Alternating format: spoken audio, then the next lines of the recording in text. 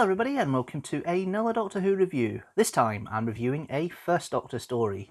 It's the Celestial Toymaker. This is a classic series review, so as always I have with me the television companion, and I have the plot synopsis for this story. The travellers arrive in a strange domain presided over by the Celestial Toymaker, an enigmatic, immortal entity who forces them to play a series of games, failure at which will render them his playthings. The Doctor has to solve the complex trilogic game, while Stephen and Dodo are faced with defeating a succession of apparently childlike but potentially lethal animated toys in contests such as Blind Man's Buff, musical chairs and Hunt the Key. The Doctor finally overcomes the Toymaker by imitating his voice in order to complete the trilogic game from within the TARDIS, which then dematerialises as his foe's universe is destroyed. So this is a story that's mostly missing from the archives. I've watched the reconstruction for episodes 1 to 3, and then the actual episode that does exist in the archives for episode 4. So this review is kind of a mix between more of what I'm hearing than what I'm actually seeing for this one. So the whole plot line, we just had a discussion there, and it's an interesting way of doing 4 basically separate episodes with different characters in them apart from the main 4 in this story: the Doctor, Stephen, Dodo and the Toymaker. That also means that it's kind of like a repertory piece. You've got the same actors coming in playing different roles throughout the story. So you've got the actors of Campbell Singer, Carmen Silvera, who's better known as playing Rennie's wife in Hello Hello, and I can't remember her name, Edith, that's it. You've got Peter Stevens and you've got Reg Lever. Those are the main ensemble cast that come through and play multiple roles throughout the story. So it's kind of budgetary, but it's kind of got a kind of repertory feel to it with regards to the way the story works. It's in 2 parts. You've got the Doctor playing the trilogic game, and at multiple parts he's missing, or he's got just a hand moving the parts, and he's either mute or he's not mute, but he's mostly invisible for most of it. That was a production thing about which I'll get into later. You've then got Stephen and Dodo going through the main action with the games. The first one they come to is Blind Man's Buff, which was with 2 clowns, played by Silvera and Singer. And they succeed in that game because they find out that the blindfold that has been used by Stephen is not the same blindfold that's been used by the male clown of the 2 clowns, Joey. He had a see-through blindfold, so when Joey's told to do the blindfold with the proper blindfold, he fails, and they win that game. They then get through to the next room, which is musical chairs. 6 of the chairs are lethal, 1 of them isn't. They've got to find which one is there. They have dolls to help them out with that, and also playing cards to come through. You've got the King and Queen of Hearts, the Knave, and the Joker come and are playing against them. The Queen is played by Carmen Silvera again. Campbell Singer plays the King. You've got Peter Stevens who plays the Knave of Hearts, and then you've got Reg Lever who plays the Joker. And of course Stephen and Dodo succeed, and the King and Queen get destroyed. They then go through to a room which has got a kitchen called Find the Key. They find the key in the pie that's been cooked by Silvera's character Mrs. Wiggs, and go through to a double room where they have a waltzing game. Basically, there are dancers there that they've got to try and get to the TARDIS, or what looks like the TARDIS, because every room they go into they get a TARDIS that maybe isn't the TARDIS, maybe just a box. It's the Toymaker's game. They managed to survive that one and get through to the last round, which is against a mischievous schoolboy called Cyril, which is based on the Billy Bunter character. At one point, there's actually a quote that Cyril says saying, "I'm known as Billy," which is kind of like a more or less definite reference that this is Billy Bunter we're talking about here, which didn't go down well at the time. And they play a game of hopscotch with him, deadly hopscotch, and Cyril falls for one of his own tricks and dies. So it's kind of like, and gets electrocuted, and they reach the TARDIS. So that's the main crux of most of the episodes. Then you've got the Doctor playing the trilogic game as time goes on. The one thing I don't understand with that is the Toymaker makes moves on the game when the Doctor's supposed to make a move. So the Toymaker can move it on, but I thought the Doctor was supposed to do all the moves. So I thought it a bit strange and weird how that works. I thought the Doctor was supposed to play the game, but the Toymaker seems to help him along quite a bit, which is a bit strange and odd, but I suppose it's one way of putting through the plot. But there isn't really much direction-wise to look at, and I'll go into that when I go through the directing of the episode I did see, which is episode 4. You then got the cast. So you've got William Hartnell playing the Doctor. He was out for episodes 2 and 3. I think this was an opportunity to potentially not renew his contract because his contract ran out as the Doctor at that point. But they did renew it. He read it for another 5 stories, which we all know how that ended up. But this was an opportunity, the first time that Innes Lloyd tried to replace Hartnell with a new actor. It didn't work out. Hartnell did come back at the end of the story, but this is why the Doctor disappeared and was mute for one part of the story, because the idea was the Toymaker was going to bring him back and it was going to be a completely different actor, which is an interesting way of doing with it, but it didn't quite work like that, thankfully. Hartnell plays it strong enough, but there's not much there really of Hartnell. The strength of Hartnell's character comes out in episode 4. The final trick to trick the Toymaker into him completing the Trilogic game works, and you see the intelligence there of the Doctor, but you don't get much of the Doctor here because he's kind of out of it. The focus is more on Stephen and Dodo. Speaking of which, you've got Stephen, played by Peter Purvis. He is the lead here, basically. He's the one that's doing all the running. Now, the fact he's trying to be brave and trying to make sure that Dodo doesn't fall foul of any of the tricks, and she nearly does. She nearly gets frozen in one of the chairs in episode 3. Peter Purvis doesn't seem to put a foot wrong when he does any of the roles, when he plays Stephen in any of the stories, and this one certainly is the case. You can see why he would want to carry it through, and there's obviously a great rapport between him and William Hartnell, and you can see that in the conversations they have with each other. Then you've got Jackie Lane playing Dodo. This is only the second full adventure she's actually been on. The first one was The Ark, which was the last episode they were on. She didn't get much to do in the War Machine, so I don't have much of a character here, but she's okay. She's not quite pale as a Pauline, but there is some sort of intelligence there, but she's more like a child than an actual young woman. She's more acting like a child, which kind of she's kind of fulfilling the Vicky and Susan role a little bit here, which is a bit sad. But there, that's one of the things. But Jackie Lane does a good job with it.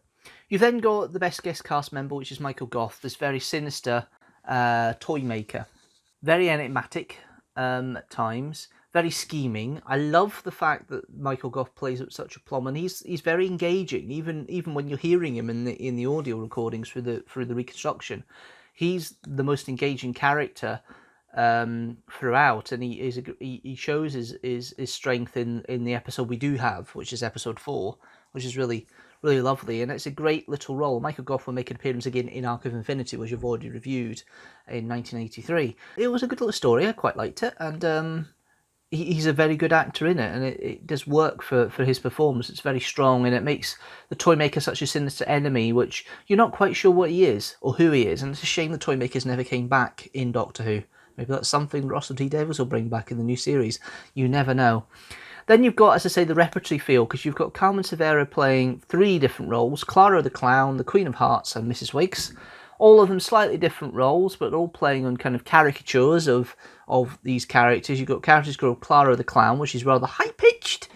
Then you've got the Queen of Hearts, which is rather pompous, which actually suits her acting style well, because she actually does that quite well in Hello Hello as well, so that's more like her style. This isn't the last time she's in Doctor Who. She does make an appearance later on. I can't remember when she makes an appearance later on, but she does make an appearance later on in Doctor Who. So this isn't the last time that she makes an appearance in the series. And then you've got Mrs. Wiggs, which is the kitchen hand, the cook, and plays the kind of working class cook, and bounces off her main partner in this, Campbell Singer. In all the roles they play, they tend to be a double act. So Campbell Singer will play Joey, and then the King of Hearts, and then Sergeant Rugg, and they're always bouncing off each other like the arguing couple. And it's an interesting way they put themselves together, and I think it's quite fun the way that Campbell Singer puts it across between the two of them, and the bickering that goes on between them, and the fighting that goes on in each of the characters that you see, apart from Joey and Clara, is really quite fun. I do like the way Campbell Singer works it. You then got Peter Stevens, who has another 3 roles, but he comes in as the Knave of Hearts in the 2nd episode. He then comes as the kitchen boy in the 3rd episode, who doesn't seem to do much, and then he plays Cyril, the Billy Bunter type character, in the 4th episode. Very, very much childish boy, very wicked, very mischievous. It makes it believable. He does make it believable, and I do like the character for that. And then you've got Reg Lever, who plays the Joker. It's a very small role. It doesn't have much to it. He sees through the King and Queen's plot to try and get the Joker to sit in one of the chairs in the 2nd episode, which is interesting. But there's not really much to it, to be fair. Some of the other bits I do like about the story, I mean, there's not much really to go through that you can't see, but I love the whole the whole situation of the way that the plot runs through with Stephen and Dodo as the main focus. I think that works really well.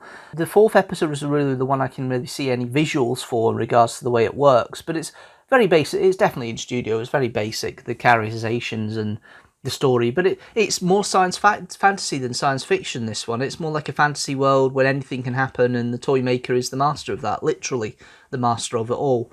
And it's his world, and if he loses, his world gets destroyed, but he carries on and all that. And it's just a shame the Toymaker has not come back, because the whole idea of the story was really quite fun and really quite good, and I quite enjoyed watching it overall. So for direction, I really can't say much apart from the last episode. It looks standard fare from Bill Sellers. I can't really tell much.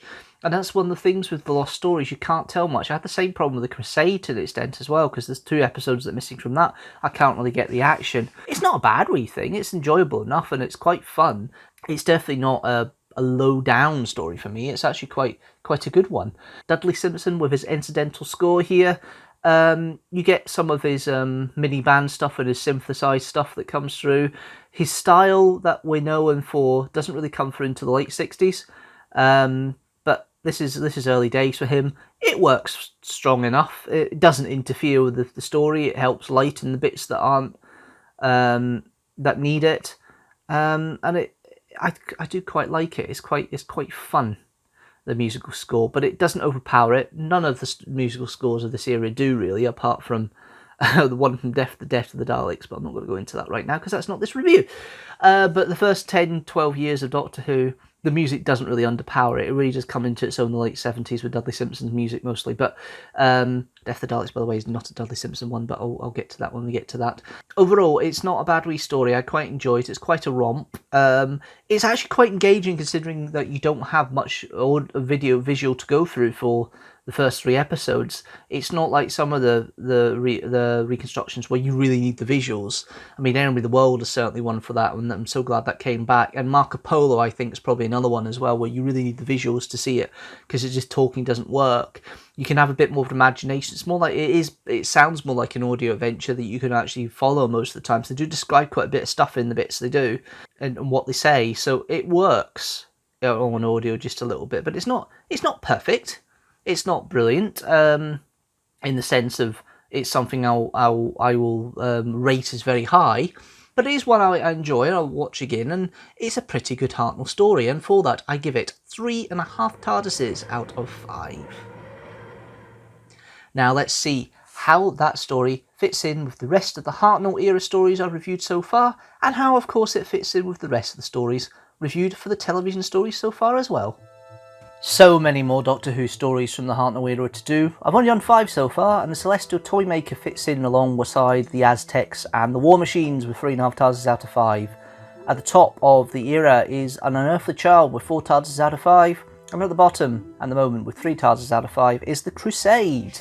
Overall, at the bottom is still Time Lash and Sleep No More with 2.5 TARDISes out of 5, and at the top is the usual 6 with 4.5 TARDISes out of 5, The Happiness Patrol, Inferno, The Day of the Doctor, The Caves of Androzani, The Tomb of the Cybermen, and Dalek. That's it guys, thanks very much for watching as always. Tell me what you think about the Celestial Toymaker, leave a comment down below. Do you like it? Leave a comment down below. Do you not like it? Leave a comment down below. And if you like this video, don't forget to hit that like button and share it with the hashtag teamstructor. And also, if you like the channel as a whole, don't forget to hit that subscribe button and the notifications bell so you know when a new video comes out. General, new video every Sunday at 4 PM GMT, which will be when the next video comes out. I'm not quite sure at the time of recording what the video will be. It might be an unboxing, it might be a Kidstructor. We'll need to see how it goes, because there's a certain device behind me that might be being replaced the next time I do these recordings. But apart from that, thank you guys for watching. If you want to help support the channel further, you can go to our Patreon at patreon.com/Deanstructor. For as little as £1 or $1 a month, you can help support the channel. So that's going to patreon.com/Deanstructor. That's it from me. I'll see you Sunday at 4 PM GMT with the next video. But until then, thanks guys for watching, and I'll see you later.